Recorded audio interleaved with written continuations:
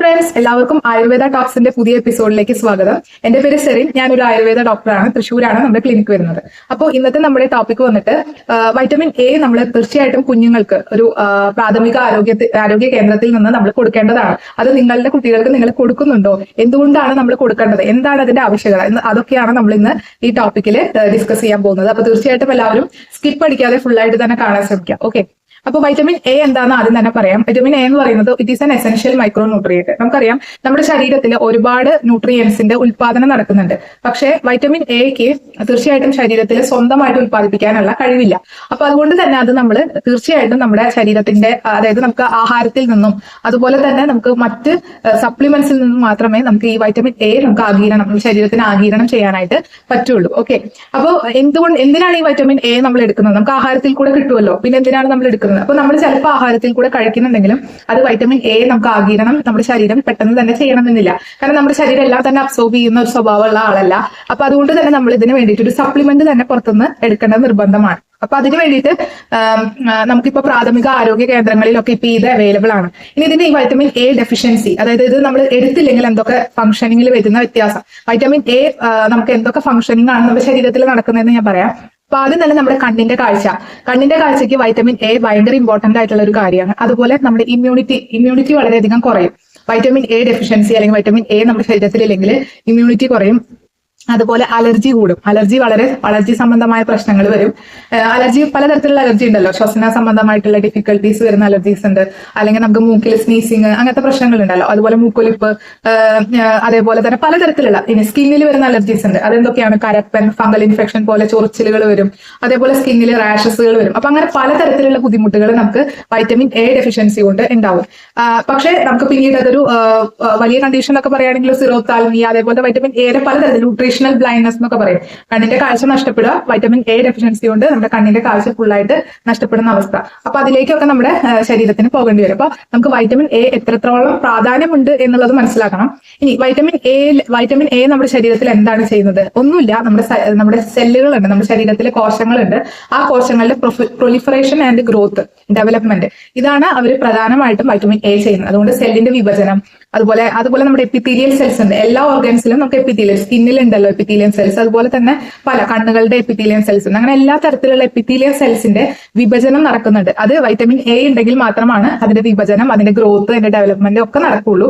അപ്പൊ നമ്മുടെ ശരീരത്തിന്റെ വളർച്ചയ്ക്ക് ഏറ്റവും ഇമ്പോർട്ടന്റ് ആയിട്ടുള്ള ഒരു ഘടകം കൂടിയാണ് വൈറ്റമിൻ എ. അപ്പൊ അതുകൊണ്ട് കുഞ്ഞുങ്ങൾക്ക് ഇത് കൊടുക്കണം എന്നുള്ളത് വളരെ നിർബന്ധമായ കാര്യമാണ്.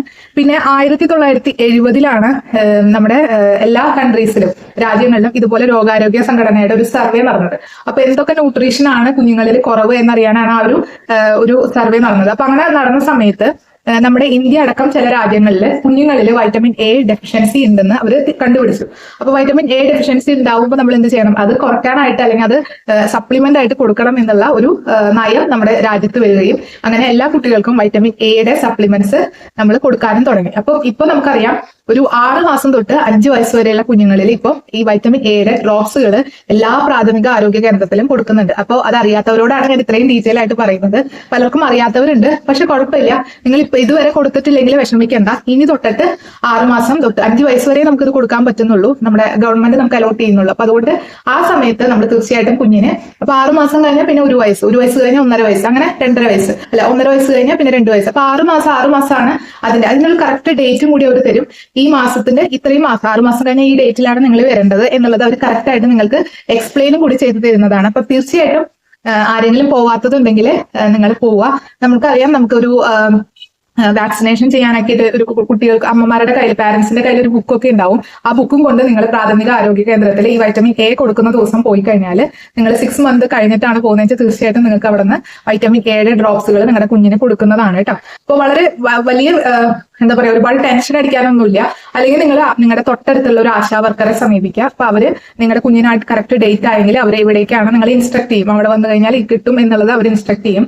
അപ്പൊ തീർച്ചയായിട്ടും എല്ലാ കുട്ടികൾക്കും വൈറ്റമിൻ എ കിട്ടട്ടെ എന്നുള്ളതാണ് എനിക്ക് പറയാനുള്ളത്. കാരണം അവരുടെ ഗ്രോത്ത്, ഡെവലപ്മെന്റ്, അവരുടെ എല്ലാ തരത്തിലുള്ള വിഷൻ ശക്തി, അതായത് കാഴ്ചശക്തി, സ്കിന്നിന്റെ ഹെൽത്ത്, എല്ലാ തരത്തിലുള്ള ഹെൽത്തിനും വൈറ്റമിൻ എ ഏറ്റവും ഇമ്പോർട്ടന്റ് ആണ്. അതുപോലെ തന്നെ നമ്മുടെ ആഹാരത്തിലൂടെയും വൈറ്റമിൻ എ ഒരുപാട് നമുക്ക് ഉള്ളിലേക്ക് കടക്കാട്ടോ. അത് എന്തൊക്കെയാണെന്ന് വെച്ചാൽ ക്യാരറ്റ്, വെജിറ്റബിൾസ് എസ്പെഷ്യലി വെജിറ്റബിൾസ്, അതേപോലെ തന്നെ ചെറിയ മീനുകൾ. ഓക്കെ, നമ്മുടെ സീ ഫുഡ് അല്ല, ചെറിയ മീനുകൾ കിട്ടുമല്ലോ. അപ്പൊ അതിൽ നിന്നൊക്കെ നമുക്ക് വൈറ്റമിൻ എ ഒരുപാട് നമ്മുടെ ശരീരത്തിലേക്ക് എത്താറുണ്ട്. അപ്പോൾ ഇന്നത്തെ എപ്പിസോഡിൽ നിങ്ങൾക്ക് ഒരുവിധം കാര്യങ്ങൾ മനസ്സിലായെന്ന് വിചാരിക്കും. അപ്പോൾ ആഹാരത്തിൽ സപ്ലിമെന്റ് എടുക്കാതെ ആഹാരത്തിൽ നിന്ന് മാത്രം എടുക്കാമെന്ന് വിചാരിക്കേണ്ട. കാരണം ആഹാരത്തിൽ നമുക്ക് ആഗിരണം ചെയ്യുന്നതിൽ ഒരു ചെറിയൊരു മാറ്റം, വേരിയേഷൻ ഉണ്ടാവും. പക്ഷെ സപ്ലിമെന്റ് കൊടുക്കുമ്പോൾ അതിന്റെ കറക്റ്റ് എമൗണ്ടിൽ തന്നെ നമ്മുടെ കുട്ടിക്ക് അത് കിട്ടും. അപ്പോൾ തീർച്ചയായിട്ടും നിങ്ങൾക്ക് ഈ എപ്പിസോഡ് ഇഷ്ടപ്പെടുകയാണെങ്കിൽ തീർച്ചയായിട്ടും ലൈക്ക് ചെയ്യുക, കമന്റ് ചെയ്യുക, സബ്സ്ക്രൈബ് ചെയ്യുക. അതുപോലെ മറ്റുള്ള ഫ്രണ്ട്സ്, റിലേറ്റീവ്സ് അവർക്കൊക്കെ ഷെയർ ചെയ്ത് കൊടുക്കാം. പിന്നെ നിങ്ങൾക്ക് എന്തെങ്കിലും വീഡിയോസ്, എന്തെങ്കിലും ഒരു പർട്ടിക്കുലർ സബ്ജക്റ്റിനെ കുറിച്ച് അല്ലെങ്കിൽ ഒരു ഇഷ്യൂവിനെ കുറിച്ച് വീഡിയോ ചെയ്യണമെങ്കിൽ തീർച്ചയായിട്ടും കമന്റ് ചെയ്യുക. നമുക്ക് തീർച്ചയായിട്ടും ആ വീഡിയോ നെക്സ്റ്റ് എപ്പിസോഡിൽ ചെയ്യാൻ പറ്റും കേട്ടോ. അപ്പോൾ bye, stay happy, stay healthy.